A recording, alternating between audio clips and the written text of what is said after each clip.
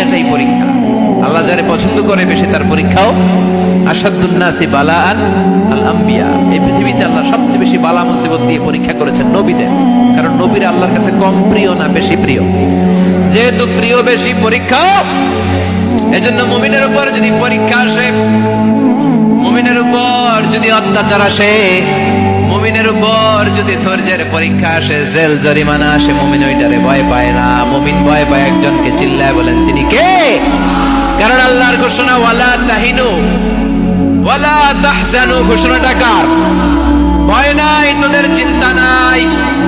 আনতুমুল আ'লাউনা in কুনতুম মুমিনিন, তোমরাই বিজয়ী হবা যদি মুমিন হও, যদি মুমিন হও। এজন্য ধৈর্যের পরীক্ষা দিতে হবে, আল্লাহর উপর তাওয়াক্কুল করতে হবে, অত্যাচার আর জুলুম আল্লাহর নামে সহ্য করে যেতে হবে। চিল্লায় বলেন ঠিক কিনা? কারণ মুসলিমের সাথে আল্লাহ থাকে। মুসলিমের বদদুয়াকে বিশ্বনবী ভয় করতে বলেছেন, কারণ মুসলিমের বদদুয়ার মাঝে আর আল্লাহর মাঝে পর্দা থাকে। যারা দুনিয়ার বুকে জুলুম করে তাদেরকে ক্ষমতার মসনদ থেকে নামিয়ে দেয় কে? আর যারা মুসলিম হয়, যাদের রক্ত দিয়ে জমিন ভেজে, তাদেরকে জমিনের ক্ষমতা দিয়ে দেয় কে?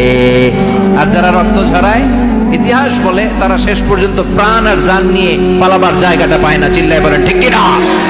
এজন্য মুমিন খুব ভালো করে জানে, রাত্রি যত গভীর হয়, সুবহে সাদিকের সময় কাছে আসতে থাকে। গর্ভবতী নারীর পেটের জ্বালা যন্ত্রণা, ব্যথার পেইন যত বাড়ে, নতুন মেহমান আগমনের সময় কাছে আসতে থাকে।